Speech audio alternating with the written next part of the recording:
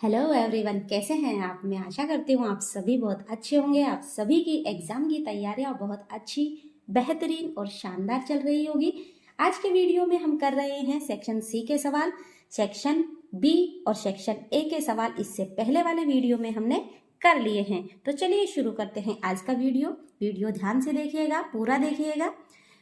प्रश्न नंबर 14 है, यदि किसी एपी के प्रथम 7 पदों का योग 49 है, 49 है और प्रथम 17 पदों का योग 289 है, तो इसके प्रथम n पदों का योग ज्ञात कीजिए। देखिए यहाँ पर एपी के प्रथम 7 पदों का योग दिया गया है और 17 पदों का योग 289 दिया गया है।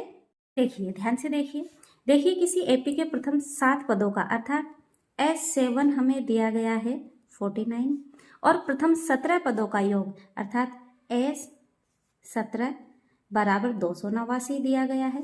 इसके प्रथम n पदों का योग यानी Sn हमसे पूछा गया है। ठीक है, देखिए हम जानते हैं कि Sn बराबर होता है n/2 2a प्लस n-1 गुणा d। ये सूत्र हमें याद रखना है। अब देखिए S7 बराबर क्या होगा, यहाँ पर n के स्थान पर 7 रख दिया, 2a प्लस n के स्थान पर 7 रखेंगे गुणा d। ठीक है, और बराबर में 49। ठीक है, देखिए 7/2 है, इस 7/2 को हम इधर भेज देंगे, पक्षांतरण कर देंगे। यहाँ पर बचेगा 2a प्लस 7 में से 1 को घटाया 6d बराबर यहाँ पर 49 है, 7 गुणा में है और 2 भाग में है। जो भाग में है वो गुणा में आ गया, जो गुणा में है वो भाग में चला गया पक्षांतरण करने पर। आगे हल कर रहे हैं, इनमें से कॉमन क्या आ रहा है 2, यहाँ पर आया 2 प्लस 3d बराबर 7। 7 का भाग 49 में 7 बार गया तो यहाँ पर आया 7 गुणा 2। ठीक है, यहाँ पर 2 गुणा में है, इसका पक्षांतरण करेंगे तो यहाँ पर 7 गुणा 2 था, बटा में 2 आ जाएगा और 2 से 2 कट गया और हमारे पास आया a प्लस 3d बराबर 7। इसको समीकरण नंबर 1 नाम दे देंगे। इसके अलावा हमें दिया गया है S17 बराबर 289। ठीक है, तो S17 बराबर n के जगह पे यहाँ पर 17/2 सूत्र में रख रहे हैं इसमें, और यहाँ भी n के स्थान पर 17 रख देंगे। ठीक है, तो 2a प्लस 17-1 गुणा d और बराबर में हम लिखेंगे जो हमें प्रश्न में दिया गया था 289 बराबर 289। ठीक है, अब इसको आगे हल कर रहे हैं। देखिए यहाँ पर 17/2 है, इसको उधर ले जाएंगे पक्षांतरण करके, तो यहाँ पर 2a प्लस 17 में से 1 को घटाएंगे 16d बराबर 289। 17 गुणा में है और 2 भाग में है, तो 2 को हम यहाँ ले आएंगे, 17 को यहाँ ले जाएंगे। ठीक है, आप 17 का स्क्वायर हम जानते हैं कि 289 होता है, या फिर 17 का भाग 289 में देंगे तो 17 ही आएगा। ठीक है, यहाँ पर आप किसी भी तरह से इनको सॉल्व करें। कॉमन ले लिया 2, a प्लस 8d, 2 का भाग 16 में, 2 अट्ठे 16, 8 आएगा, 17 गुणा 2। ठीक है, a प्लस 8d बराबर 17 गुणा 2 बटा पक्षांतरण किया, भाग में चला गया, 2 से 2 कट गया, बराबर में आया 17 और a प्लस 8d बराबर 17।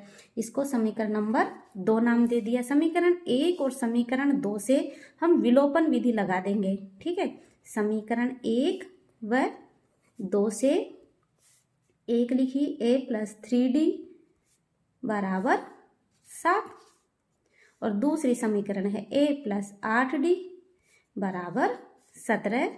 देखिए इनके गुणांक समान है तो हम चिन्ह चेंज कर रहे हैं और विलोपन विधि से हल कर रहे हैं। -8 ये तो कैंसिल हो गया, -8d प्लस 3d, इनको हल करेंगे तो -5d आ जाएगा, -17 और 7 इसको हल किया, -10 आ जाएगा और d का मान -10, ये गुणा में है, भाग में चला गया, पक्षांतरण करने पर भाग दिया, माइनस से माइनस कट गया, 5 का भाग 10 में 2 बार गया और d का मान हमारे पास आ गया 2। ठीक है, इस डी का मान हम समीकरण 1 में रख देंगे। समीकरण 1 में डी का मान रखने पर समीकरण 1 हमारे पास है a + 3d बराबर 7। इस डी का मान हम समीकरण 1 में रख देंगे। ठीक है, डी का मान समीकरण 1 में रख देंगे। देखिए समीकरण 1 है a + 3d बराबर 7। डी के स्थान पर हम रखेंगे 2।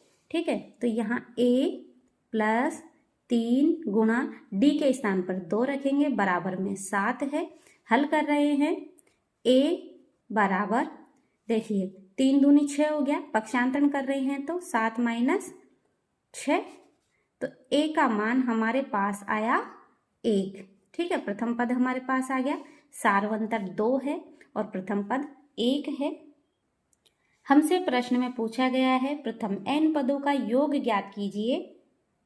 तो प्रथम n पदों का योग ज्ञात करने के लिए Sn बराबर n/2 2a + n-1 गुणा d, इस फॉर्मूले का यूज करेंगे।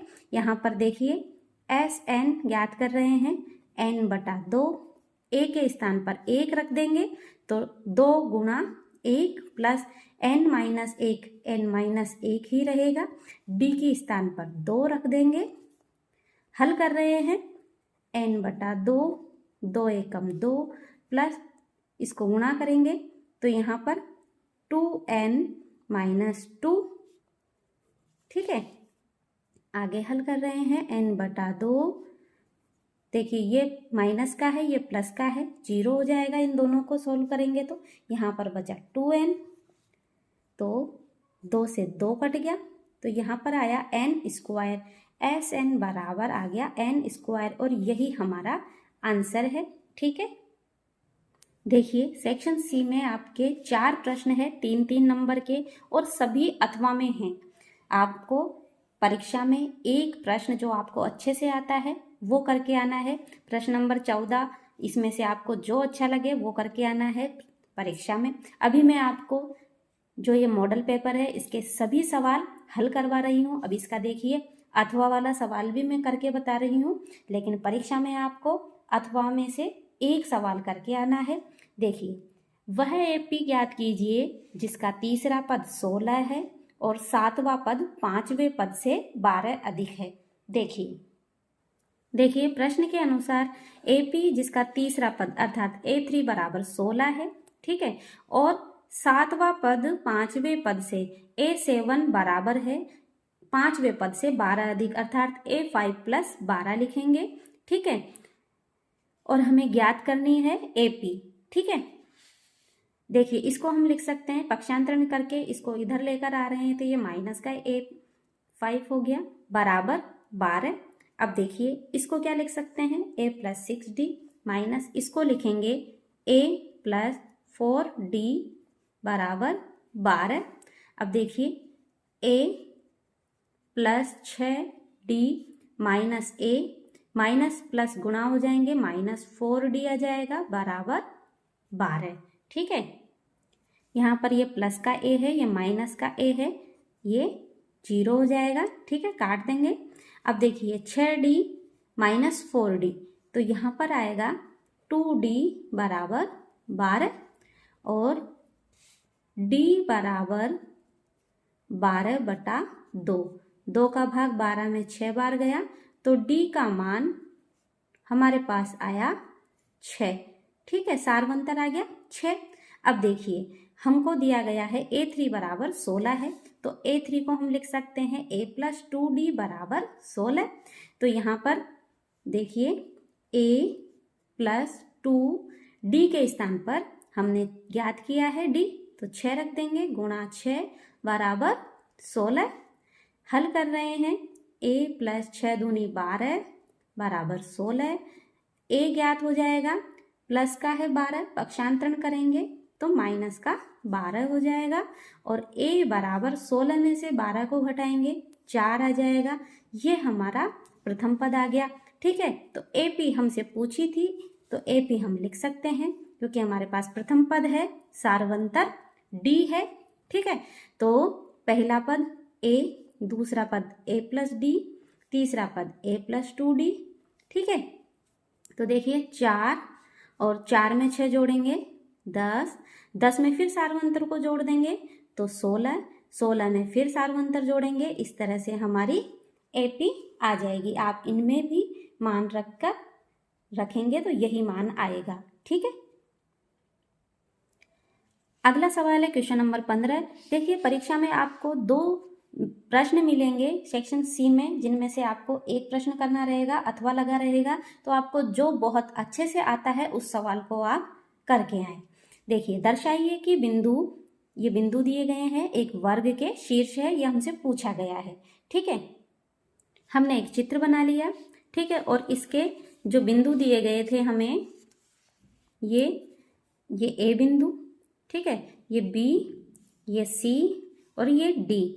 ठीक है, और हमने एक वर्ग बना लिया। अब हम इनके वर्ग के शीर्ष हैं, ये हम बताएंगे कैसे, दूरी ज्ञात करके। A B C C D A ज्ञात कर लेंगे। अगर चारों भुजाएं बराबर है और विकर्ण भी बराबर आते हैं तो यह वर्ग होगा। ठीक है, दूरी सूत्र हम जानते हैं, √x2 - x1 का whole square plus y2 - y1 का होल स्क्वायर होता है। तो हम यहाँ ए बी ज्ञात कर रहे हैं। तो x2 क्या होगा, 4 - 1 स्क्वायर कर देंगे, y2 2 है, माइनस y1 7 है और इसका होल स्क्वायर। हल कर रहे हैं, 4 में से 1 को घटाया 3 आया, इसका स्क्वायर कर देंगे, प्लस 2 - 7 है, हल करेंगे तो माइनस का 5 और इसका स्क्वायर कर देंगे, √ लगाएंगे, 3 का स्क्वायर 9 - 5 का स्क्वायर 25 आएगा। ठीक है, और यहाँ 25 और 9 को जोड़ेंगे, √34 आ जाएगा। ये ए बी का मान आया। अब इसी तरह से हम बी सी का मान ज्ञात कर लेंगे। दूरी सूत्र ये रहा। अब देखिए बी सी ज्ञात कर रहे हैं तो हम x2 - x1 रखेंगे तो ये x2 - x1 यानी -1 - 4, -1 - 4 का होल स्क्वायर प्लस, अब y2 - y1 -1 - 2 का होल स्क्वायर, इसको हल कर रहे हैं।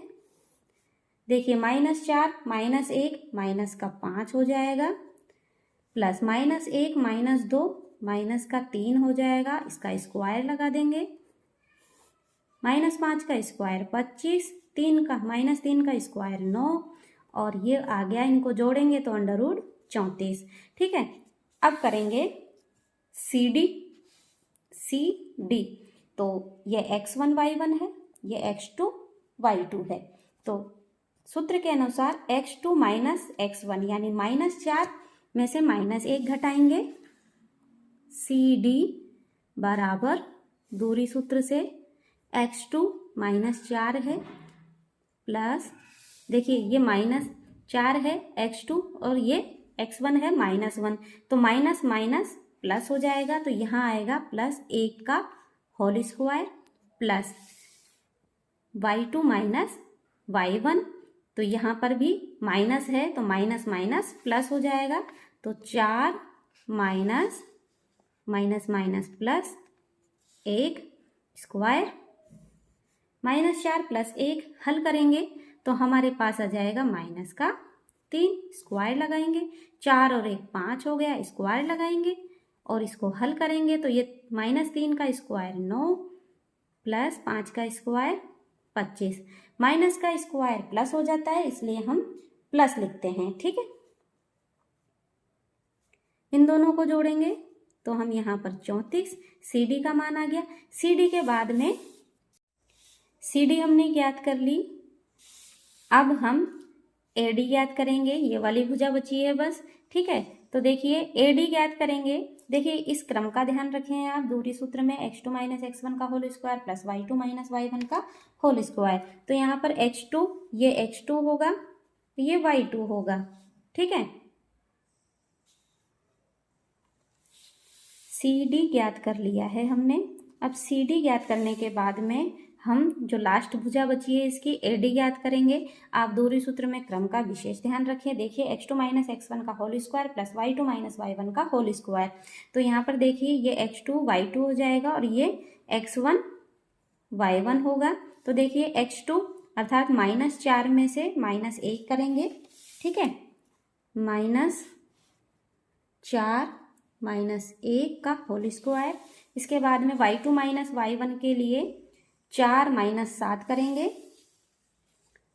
प्लस 4 -7 का होल स्क्वायर।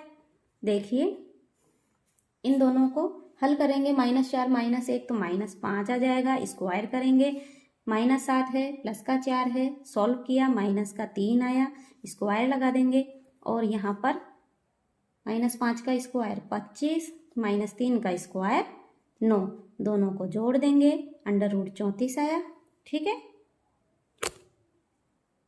देखिए सभी भुजाएं AB, BC, CD और AD बराबर आई हैं। अब विकर्ण ज्ञात कर लेते हैं। देखिए विकर्ण AC, दो विकर्ण है AC और BD, ठीक है। तो AC जब हम ज्ञात कर रहे हैं तो यह x1 y1 और यह x2 y2, तो x2 यानी -1 -1 करेंगे, ठीक है।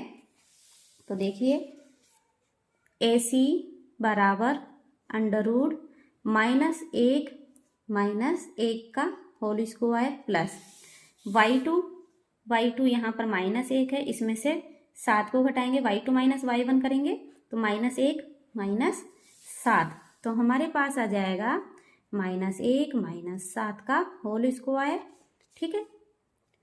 हल कर रहे हैं, -1 और -1 माइनस का 2 और उसका स्क्वायर प्लस -1 -7 -8 हो जाएगा और इसका स्क्वायर लगा देंगे,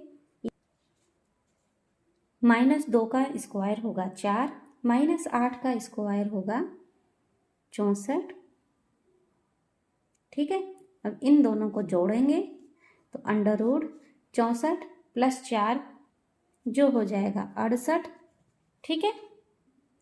और 68 को हम लिख सकते हैं 17 × 4, 4 का वर्गमूल 2, अंदर आ गया √17, ठीक है, इकाई। अब हम ज्ञात करेंगे विकर्ण BD, तो ये x1 y1 है, यह x2 y2 है, तो -4 -4 करेंगे, x2 माइनस x1 का होल स्क्वायर, फिर 4 -2 करेंगे, y2 माइनस y1 का होल स्क्वायर। तो चलिए BD विकर्ण ज्ञात कर रहे हैं, अंडर लगाएंगे, विकर्ण BD -4 -4 का होल स्क्वायर प्लस 4 -2 का होल स्क्वायर, ठीक है। BD -4 -4 का whole square plus y2 minus y1 अर्थात 4 -2 का होल स्क्वायर, ये हमने यहाँ लिखा है। इसको हल कर रहे हैं, -4 -4 -8 हो गया, स्क्वायर करेंगे, प्लस 4 -2 करेंगे, 2 का स्क्वायर आ गया और -8 का स्क्वायर 64 और 2 का स्क्वायर हो गया 4 और इन दोनों को जोड़ेंगे 68 हो गया। इसको हल कर रहे हैं तो इसको 17 × 4 लिख सकते हैं, इसको 17 × 4 लिख सकते हैं, तो 4 का वर्गमूल 2 √17 इकाई BD का मान आ गया। यहाँ देखिए भुजाएं सभी बराबर है, AB बराबर है BC बराबर है CD बराबर है AD, जो कि हमारे पास √34 इकाई आई भुजाओं की लंबाई। और फिर हमने जब विकर्ण ज्ञात किया AC और BD ये भी हमारे बराबर हैं, जो कि 2 √17 आया, अतः ABCD एक वर्ग के शीर्ष है। हम लिख देंगे अतः ABCD एक वर्ग के शीर्ष है। इसके अथवा में सवाल हमें दिया गया है जो भी इसी प्रश्नावली से है। देखिए A और B क्रमशः -2 और 2 -4 हो तो बिंदु P के निर्देशांक ज्ञात कीजिए। ताकि AP बराबर 3/7 AB हो और P रेखाखंड AB पर स्थित हो। ठीक है, प्रश्न में जैसा जैसा हमसे कहा गया है हम वैसा वैसा ही करेंगे। ठीक है, देखिए ये A और B बिंदु है, इसके निर्देशांक ये है और B के निर्देशांक ये है। ठीक है, और कोई बिंदु P के निर्देशांक हमने पूछा गया है जो कि हमें ज्ञात करने हैं। ठीक है, और हमें दिया गया है AP बराबर 3/7 AB। ठीक है, अब देखिए 7 को इधर गुणा कर दिया, वज्र गुणा, तो 7 AP बराबर 3। अब AB इसको हम क्या लिख सकते हैं, AP प्लस PB, तो यहाँ पर यही लिखा है। ठीक है, 7 AP बराबर 3AP गुणा हो गया प्लस 3PB। ठीक है, आगे इसको हल कर रहे हैं। इस 3AP का पक्षांतरण करके इधर लेकर आएंगे तो 7AP ये माइनस का हो गया, 3AP बराबर में 3PB, 7AP माइनस 3AP यहाँ पर आ जाएगा 4AP बराबर 3PB। अब AP बटा PB बराबर 3/4। ठीक है, AP ये 3 से गुणा हो रहा है, इधर लेकर आएंगे तो भाग में चला गया तो AP बटा PB हो गया, और ये 4 में गुणा में था तो इधर जाके भाग में चला गया, तो हमारे पास AP बटा PB आया 3/4। ठीक है, तो यहाँ 3:4 आया। तो अब हम P के निर्देशांक ज्ञात कर सकते हैं विभाजन सूत्र से। P के निर्देशांक आ गए, यही हमें ज्ञात करना था, यही हमारा आंसर है। अगला सवाल है, सिद्ध कीजिए कि किसी वृत्त के परिगत समांतर चतुर्भुज समचतुर्भुज होता है। देखिए सिद्ध कीजिए कि किसी वृत्त के परिगत समांतर चतुर्भुज समचतुर्भुज होता है, ये हमें सिद्ध करना है। ठीक है, तो हमें दिया है, हम सबसे पहले लिखेंगे कि हमें दिया गया है O केंद्र वाला एक वृत्त हम बना लेंगे जिसके परिगत समांतर चतुर्भुज ABCD है जो हमें दिया गया है। ठीक है, नाम लिख देंगे ABCD और ये एक वृत्त है। ठीक है, सिद्ध करना है ABCD एक समचतुर्भुज है, ये हमें प्रश्न में ही दिया गया है, तो इसमें क्या लिखेंगे, सिद्ध करना है ABCD एक समचतुर्भुज है। ठीक है, अब लिखेंगे उत्पत्ति, ये सिद्ध जब हम करते हैं तो इस तरह से लिखते हैं। ठीक है, हम जानते हैं कि बाह्य बिंदु से, ये बाह्य बिंदु है ABCD, हम जानते हैं कि बाह्य बिंदु से वृत्त पर खींची गई दोनों स्पर्श रेखाओं की लंबाइयां समान होती है, अर्थात BF बराबर है BE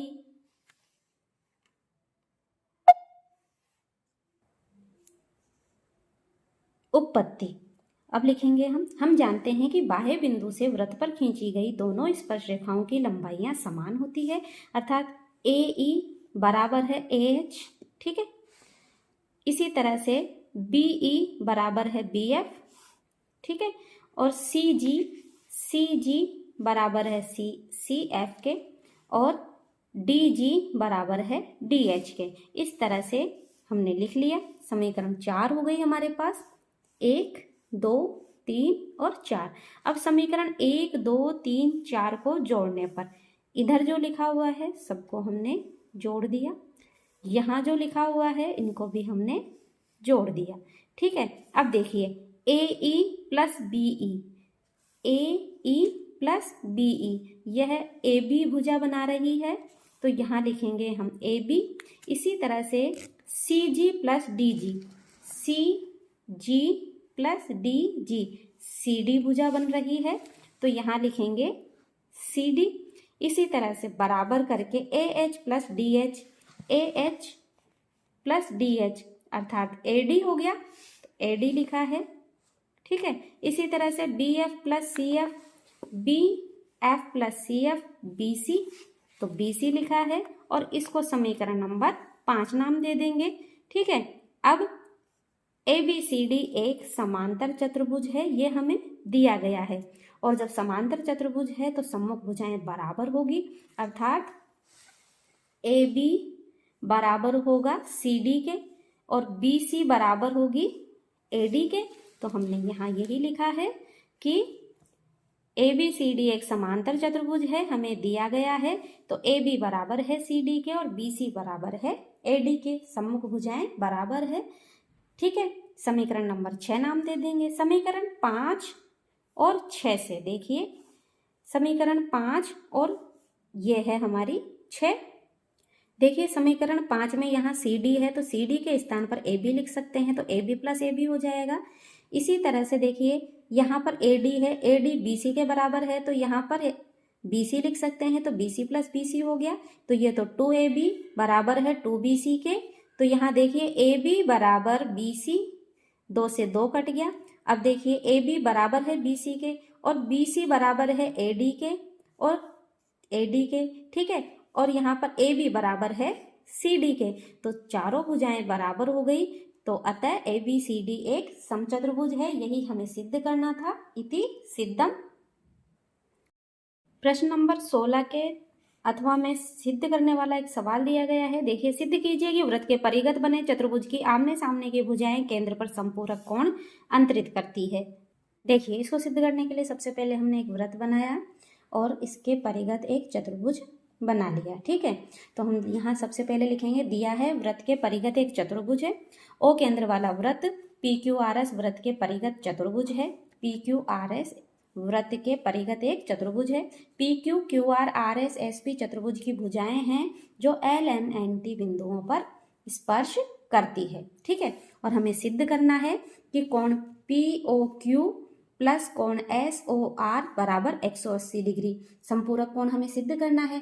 ठीक है, और SOP प्लस ROQ बराबर 180 डिग्री। ठीक है, अब देखिए रचना के पदों में हम लिखेंगे OP, OL, OQ, OM, OR, ON, OS, OT को मिलाया। इन सबको हमने मिला दिया है, ये हमारी रचना हो गई। ठीक है, अब उत्पत्ति में देखिए त्रिभुज, अब यहाँ पर सभी में त्रिभुज दिखाई दे रहे हैं। देखिए इस वाले में देखिए ये त्रिभुज दिखाई दे रहा है, इसमें भी ये त्रिभुज है, ये त्रिभुज है। तो हम सबसे पहले एक देखिए त्रिभुज POL और त्रिभुज POT, इन दोनों त्रिभुजों में देखिए ये वाली भुजा इस भुजा के बराबर होगी क्योंकि दोनों ही त्रिज्याएं हैं। ये वाली भुजा दोनों ही त्रिभुजों में उभयनिष्ठ है और बाहरी बिंदु से वृत्त पर खींची गई स्पर्श रेखाओं की लंबाई बराबर होती है। तो ये वाली भुजा इस भुजा के बराबर होगी। तो भुजा भुजा भुजा नियम से ये दोनों त्रिभुज सर्वांग है। तो हम यहाँ लिख रहे हैं दोनों त्रिभुज सर्वांग है। तो इनके कोण एक बराबर कोण 8, देखिए कोण भी बराबर होंगे, इसके बराबर ये होगा। इसी तरह से इसके बराबर ये, इसके बराबर ये और इसके बराबर ये होगा सर्वांग समता नियम से। तो इसी तरह से हम लिख देंगे कोण 2 बराबर कोण 3, कोण 4 बराबर है कोण 5, कोण 6 बराबर है कोण 7 के।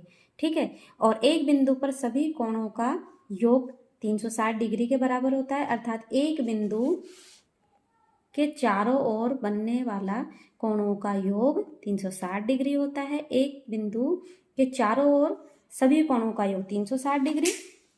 तो यहाँ पर हमने लिखा 360 डिग्री। अब देखिए एक से लेकर जो जितने भी 8 कोण थे सबको जोड़ दिया, बराबर में 360 डिग्री लिख देंगे।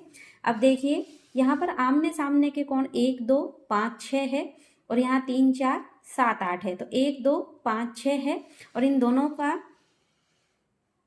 यहाँ देखिए 1 2 कोण 3 को हम लिखेंगे कोण 2 के बराबर है, तो कोण 2। कोण 4 को हम लिखेंगे कोण 5 के बराबर, कोण 5, कोण 6, कोण 7, कोण 7 कोण 6 के बराबर है, तो कोण 6 लिख देंगे इसके स्थान पर। कोण 8 कोण 1 के बराबर है, तो कोण 1 लिख देंगे। तो ये सभी 1 2 5 6 के रूप में आ गए। ठीक है, जो कि आमने सामने के कोण थे। ठीक है, अब देखिए यहाँ पर सभी 2 2 में है, तो यहाँ पर सभी को जब जोड़ेंगे तो 2 कॉमन ले लेंगे। ठीक है, और यहाँ पर आ जाएगा ये बराबर 360 डिग्री। अब यहाँ पर 2 पक्षांतरण कर देंगे तो भाग में चला जाएगा। कोण 1, कोण 2, कोण 5, कोण 6। तो देखिए कोण 1 और कोण 2, कोण 1 और 2 ये कौन सा कोण बन रहा है, POQ, और 5 और 6 बन रहा है SOR। तो हमने इनको कोष्टक में लिख लिया और इसको हम लिखेंगे कोण POQ और इसको लिखेंगे कोण SOR। इसी प्रकार कोण SOP प्लस कोण ROQ बराबर 180 डिग्री, ये आमने सामने के कोण लिख दिए। ठीक है, अतः वृत्त के परिगत बने चतुर्भुज की आमने सामने की भुजाएं केंद्र पर संपूरक कोण अंतरित करती है, इति सिद्धम। अगला सवाल है क्वेश्चन नंबर 17। एक कक्षा के छात्रों के भार निम्न सारणी में दिए गए हैं, इनका समांतर माध्य ज्ञात कीजिए। देखिए भार के ग्राम में दिया गया है, छात्रों की संख्या दी गई है।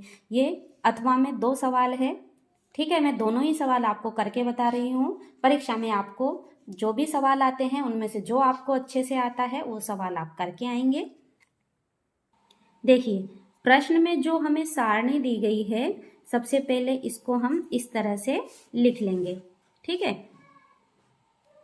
भार की ग्राम में XI, छात्रों की संख्या FI।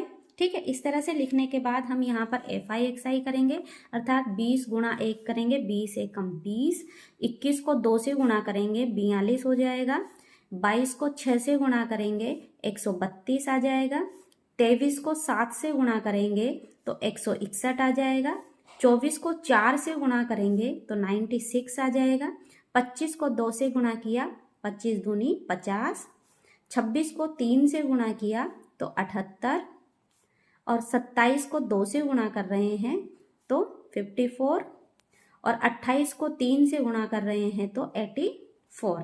ठीक है, अब हम यहाँ पर इनका योग करेंगे। यहाँ पर करेंगे सिग्मा FI।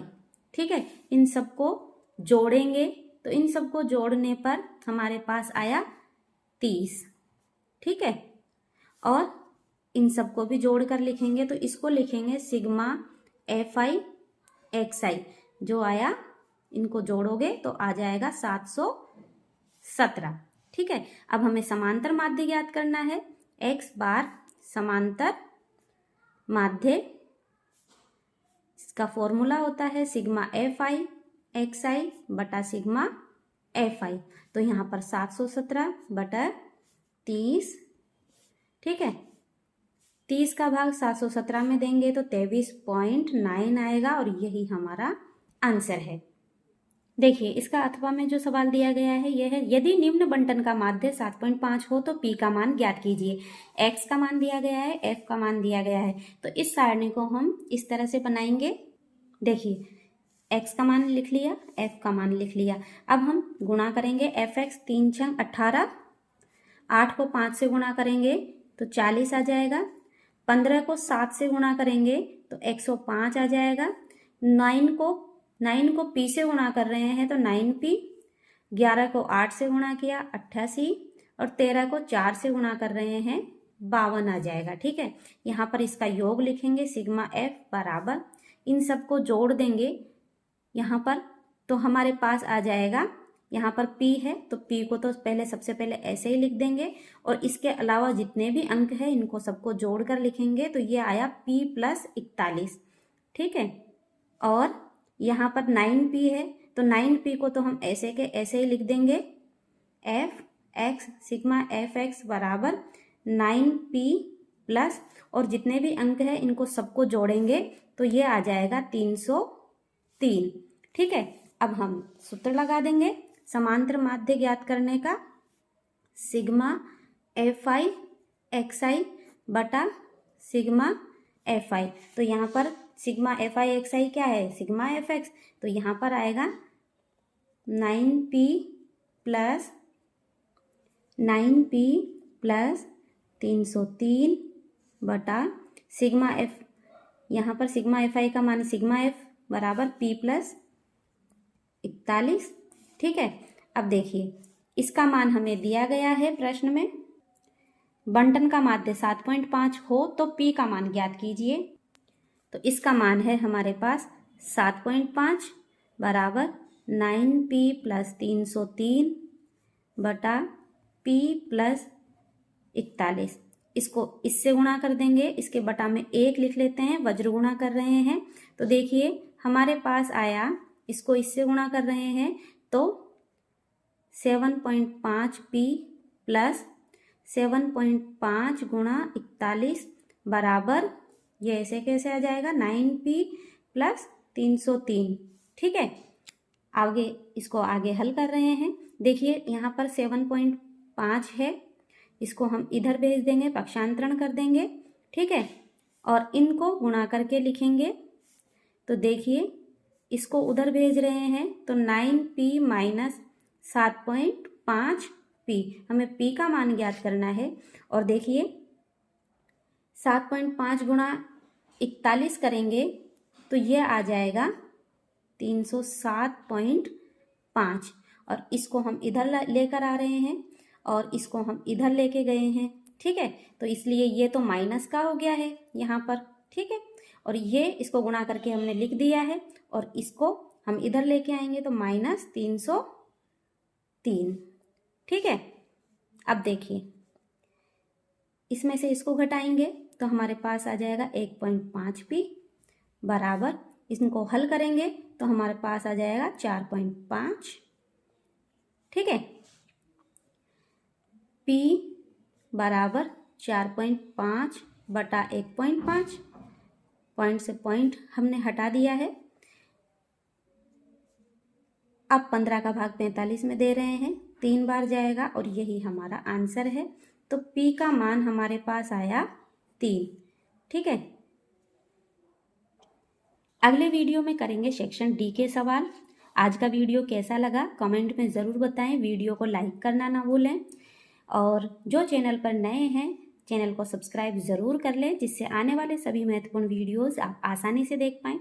हंसते रहिए, मुस्कुराते रहिए और अपनी प्यारी सी मुस्कुराहट के साथ पढ़ते रहिए गणित। Thanks for watching, bye bye.